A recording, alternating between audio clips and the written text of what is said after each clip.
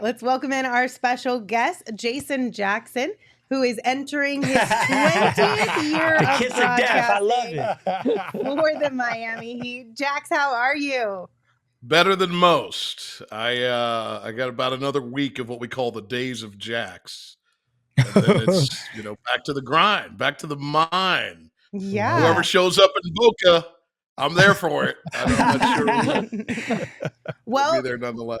Listen, this offseason has been a little bit chaotic for you guys, to say the least. Obviously, we're all still waiting to find out if there's going to be a Dame trade, if there's not going to be a Dame trade, if the Heat are going to be involved. Regardless of any movement, what are your expectations for the Heat this season? I'm going to make one correction, and that is all, and then I will answer your glorious question. It is never chaotic. That is not Okay. an appropriate description of this Harrison family, Riley-led Spoelstra experience. And that's the thing, as I move into my 20th season, that's so reassuring and standard about the experience, even from just being in the broadcast component of all of this, which is this wonderful, Lindsay, we're in this world where we're like obviously connected to basketball, but we exist from a business standpoint in the marketing division, which is in business.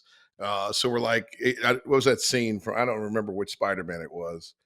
I think it was the Holland Spider-Man. But when Peter's holding the ferry ship together with web juice, that oftentimes feels like the tug that is happening when you work for a team as a broadcaster.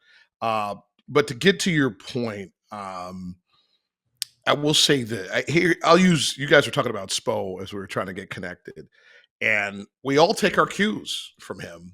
And I think his greatest gift is being even, that when it's seemingly off the charts and awesome, he's the same. And when it looks like all hell is breaking loose, he's the same. And so we all kind of take a cue off of that. And that's why I really wasn't kidding. I'm like, whoever shows up in Boca, that's who we're covering for training camp. And if there's if the buzz of the off season occurs, then it occurs. If it doesn't, the last time I checked, this team went to the NBA Finals as the Eastern Conference champion. So Yeah. It's not like there's no hyperventilating on this end. There's no negotiating against oneself on this end. There's not even a lot of conversation. Like I'm tap dancing on the edges of the abyss just for you, Smitty, because we usually don't even speak about things until they're an actual thing. You look like go back through every story you've seen this summer. Where's the Heat quote? Where's the I'm hearing from the Heat? You've heard a lot of I'm hearing from Dame's camp. I'm hearing from the Blazers. And I giggle when anybody tries to come, and you see the top two news guys don't ever say, I'm hearing from sources within the Heat, because there aren't any. Does that come from Pat Riley, though? Does that start with Pat and his approach? You're asked and answered.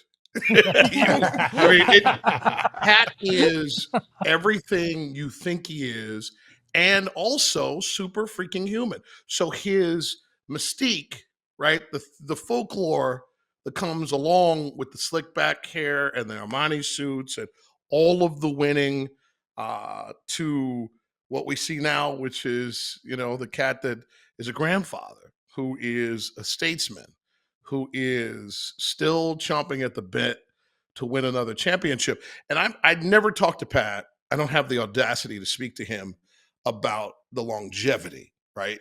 When you're him with those type of credentials, with the relationship that he has with the Harrison family, who am I as virtually rank and file in the organization to even begin to wonder aloud, Patrick James Riley, how long do you really want to do this?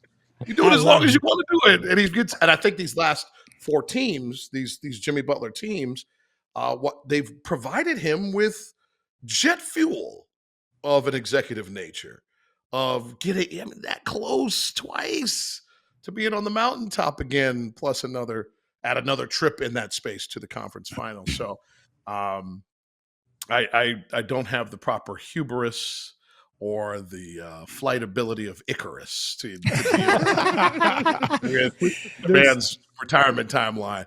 But I do, because I was a kid who grew up in the middle of this country as a Showtime Laker fan. And so I do have the joy every day of having my childhood flash in front of me, simply because our organization's president was the leader of the team on the floor that I grew up loving and connecting to this sport, which eventually became my career. Real quick, you talked about Spo, you talked about Riley, but there's another individual in that organization that's been there for quite a long time, and Udonis Haslam, and his contributions to that organization in terms from Heat culture had to start somewhere, and you always need backers of Heat culture once it's implemented, and Udonis Haslam has certainly been that. What do you think his imprint has been on an organization, and what will it be as you guys move forward? Here's a cool thing that you can think about with Udonis is he lived in this town when the organization came into existence in 1988. Then you fast forward, what is that, 7 years later, and here he is, I think either getting into high school or in the midst of that high school run where they won 3 championships at Miami High as Pat Riley is arriving. And then after a storied career at the University of Florida, comes down and is told he has to change his entire body, leaves the nation, goes to Europe for a year and returns with a whole new physique and becomes the starting power forward on what became the 2006 NBA champions. That's enough, right? Like that's enough of a story. We could call, Maverick Carter and LeBron and tell them crank up the film company and let's tell that story. But there's so much more in that he played 20 years for the organization, won 2 more titles as the key factor that everybody sacrificed the big money for, the big 3 taking a little bit less each just to maintain Udonis in the mix, who took a shitload. Am I allowed? I'm sorry. Oh, yeah, you good. You good. Keep it real, Jax. Keep it real, Jax. You good. I mean, listen, I love Jesus, so but it's just I'm so passionate about the man and his story because I think people forget the millions and millions of dollars he left on the table because he loved this town and this team, and then gave 20 years of which the majority of the last decade of his career he spent as a mentor, both for a coach who was coming up and then for the young people that were coming in who were going to be the next culture carriers. And he did it with a pride and a grace that I think is required. And the funny thing is, anybody that would, even attempt to create some sort of snickering comment, he'll kick your ass. Mm-hmm. So, I mean, like, you're not even like the people who are like, oh, what the wasted. That was the thing sometimes, even from within Heat Nation, which was disappointing at times. It was a very, very small group of ignoramuses that would say, well, we should take that 15th spot and use it for development. We have the finest development program in the association. We have the best G League connectivity from our team to our G League team to the mothership that has ever existed. Wow. The fact that we have a 3-time champion who's willing to take the least amount of money a veteran of his time and service could receive to make sure that the culture remained and thrived and was handed over to the proper stewards for as long as he did is a blessing for all of us. Hey, Jax, I got a question. So I'm loving this, man. You keeping it real. I love it. We talk about Heat culture. We talk about Spo. We talk about Riles. I always watch you guys closely. You're one of the teams that I consider like a mandatory league pass team for me. I record all the Heat games because I just love everything about the way you run that organization, the way Spo runs the team, players.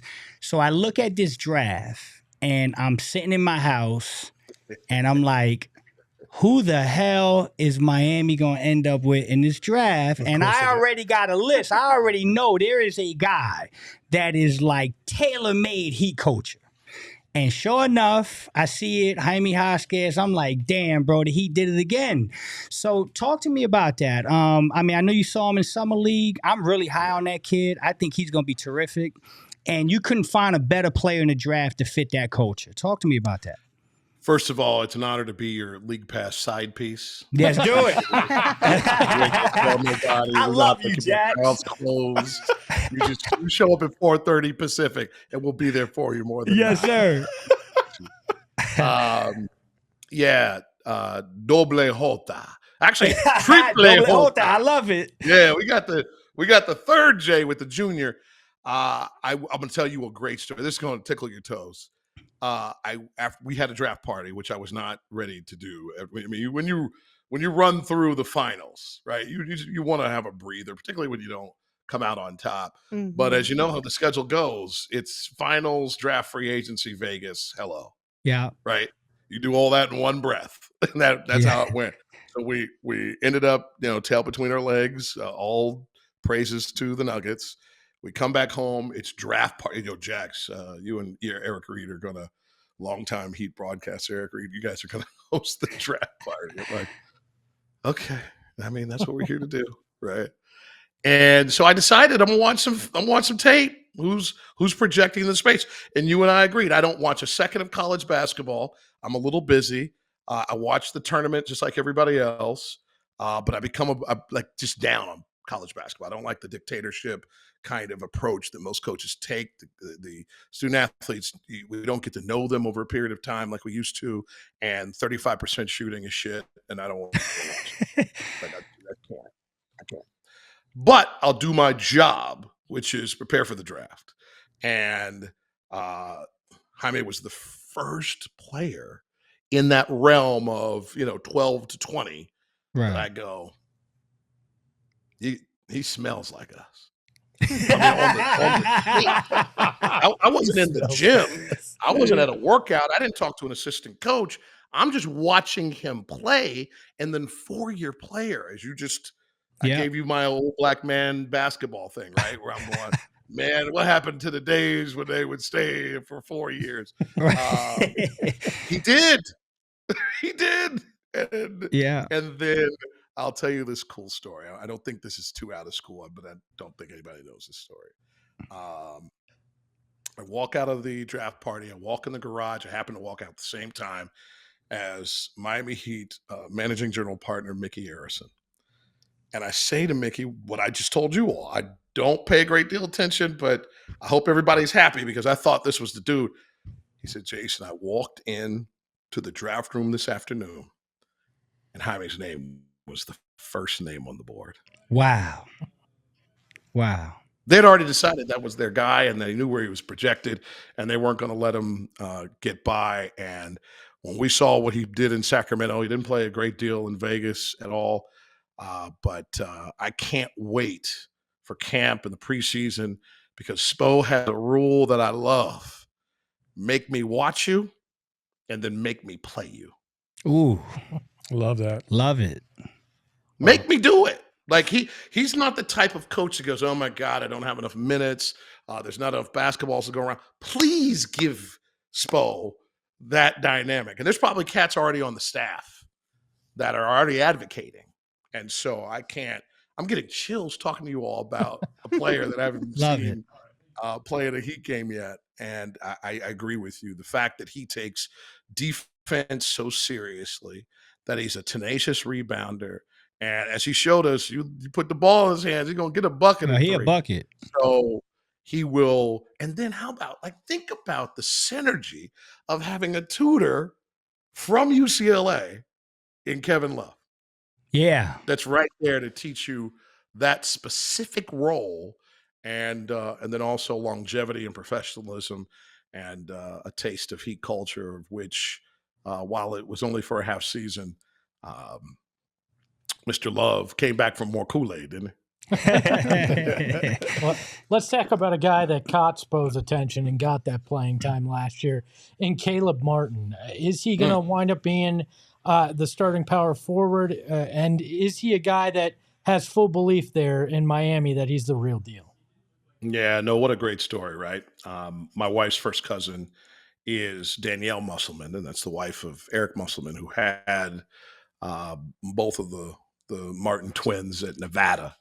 And I kid with Eric all the time that while, he's doing it big in the SEC, I know his favorite player is still Caleb Martin. Right. From those days at Nevada.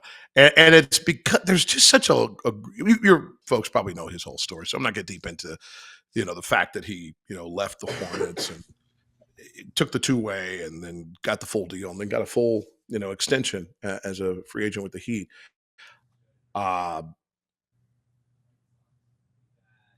Pat talks versatility all the time, and I think Spo embraces that. And so it's really a beautiful thing.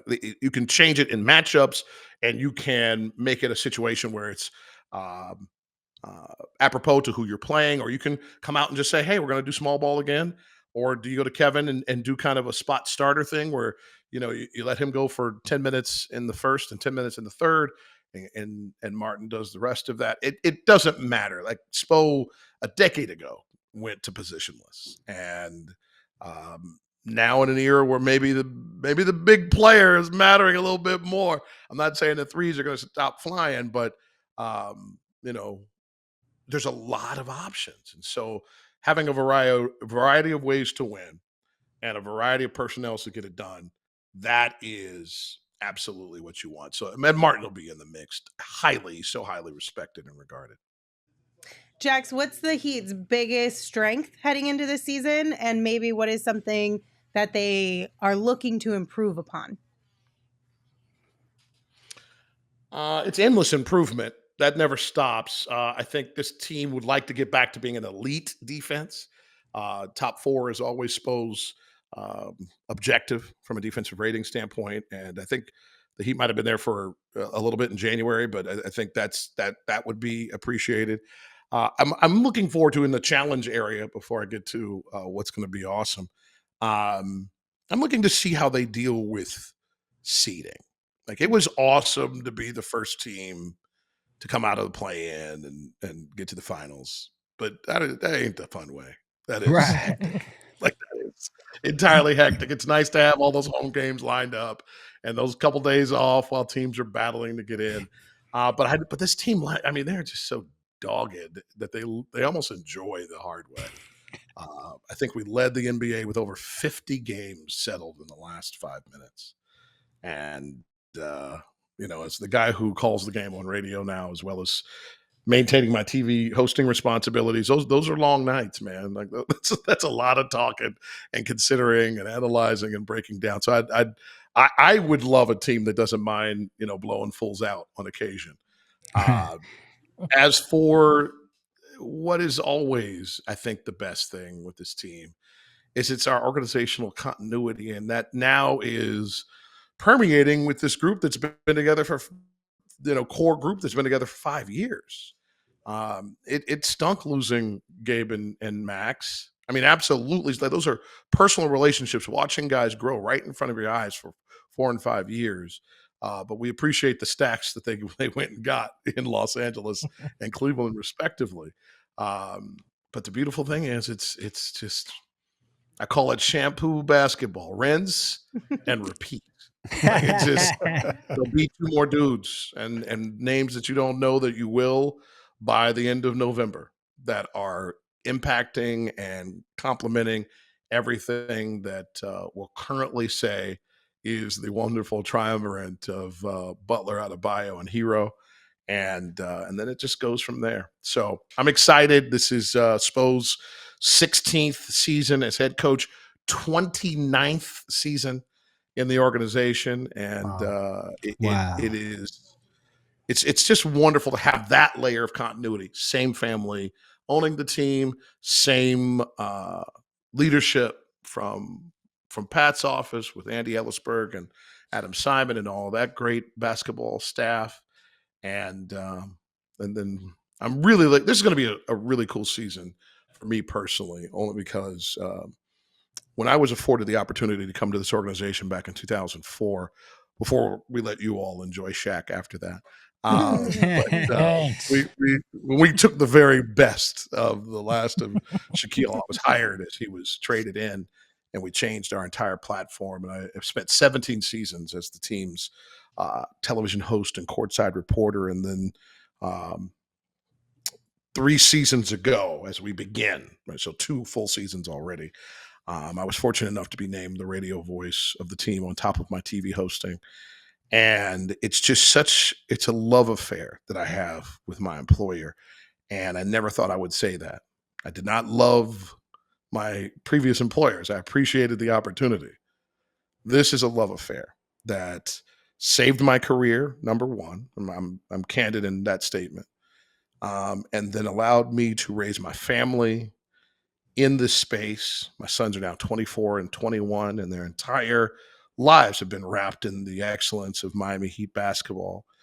And as I reach into this next decade, probably my last decade, I'm just so grateful and thankful that I get to put on makeup and get on TV and talk about basketball, and then get on the radio and act like a complete idiot. So whenever you feel froggy, jump on over to the Miami Heat audio experience. Well, Jason, you might want to put on two shirts. If you get bored in Miami, you can come just call my life. Yeah, bro. Seriously, wait, real quick before you leave, I know Espo and Flex and myself, we grew up in an era where you were must-see TV at night on NBA man. Tonight, man. Yeah. And listen, Up. Yo, that was the only way. Lindsay was a zygote. That was one of the only ways I could see, bro. Not only that, but it was also one of the only ways that I felt like I was getting an authentic piece of the game, and not just broadcast, straight up and down, kind of like, and he made this basket. But no, like, you gave it to me like I was in the living room and we were all hanging out, and that's what I fucking love about you, man. I mean, number 2 in ITE, all right, because it was on ESPN2 with our banded collars and chambray shirts. Yes, sir. What a delight. Hall of Fame writer David Aldridge next to me. Wow. Yeah. Mad Dog Freddie Carter as our I missed the nostalgia, man. Hey, we gotta hang out, Jack. So late. Yeah, man. And remember, I was the 3rd host of that show. So Stuart Scott was the original host. Yes. Wow, bro. What a stat. What? Yeah. And then yours truly. When Keith Olbermann first departed ESPN, it created this shift in responsibilities. And Kenny Mayne went to that seat alongside Dan Patrick on SportsCenter.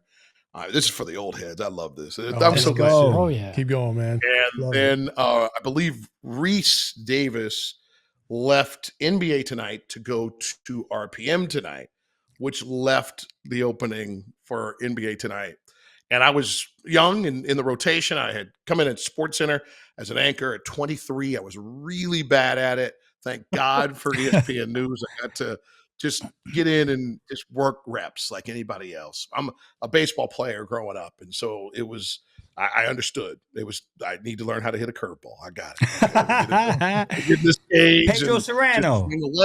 And that's what ESPN News did for me. The original iteration in '96. It was anchoring in a fishbowl with my back to the newsroom where every executive's office was for 3 hours a day, just getting better. And so that next year, the 50th anniversary of the NBA, 1997, I was begging to get more opportunities on specialty shows. And that shift created the beginning of, what has now been, I guess I'm going into my 27th year covering the NBA. But you can't have a good night without the NBA tonight. Yes, sir. Yes, sir. I love it, man. Hey, when you make it out to Phoenix, Jax, we gotta link up, man. I need it, man. You make it out here to Phoenix this year. You gotta come up over here, man. We got there. I think we're there right after the New Year holiday. So I think that first week in January. We play the Clippers and Lakers, so I'll be a mess when I get there because I'll be in LA for like 5 days. All right, man. That's all right. We know how to handle that, Jax. We good. No, there's sometimes I do not. I will actually be very clear that at 51 years old, I still don't know how to say no. I will not have another. Jax, but I will hold Lindsay responsible for gathering us all and doing some damage in the mean streets of the PHNX. Hell yeah. Listen, Jax, you've been one of the fan favorites as far as our guests go on this program. Yeah. And all you guys clamoring about how much you love Jax in the comments right now, make sure you go give him a follow on Twitter at The Jax Show, because all the stories he's telling you, and if the Heat are your side piece, Jax will bring it every night. Oh, there ain't nothing like a league pass side piece. You ain't got to tell nobody. You can turn off the lights. Blowing brow, split smoke liquor, and just enjoy it. Jax Comes in the room, he's like, man. where the Suns at? Shh. Coming 7 o'clock. Eddie will be on. It'll be fine. Just stop. I love it. I love it. Thank you, man. That was That just awesome, made my week. We right might clip there. that and make it our intro, man. Oh, hey. Please have me back, by the way. Oh my will. gosh, we will absolutely. Love Jax, you, thank you Jax. so much. We'll see you Thank you next all. time. No.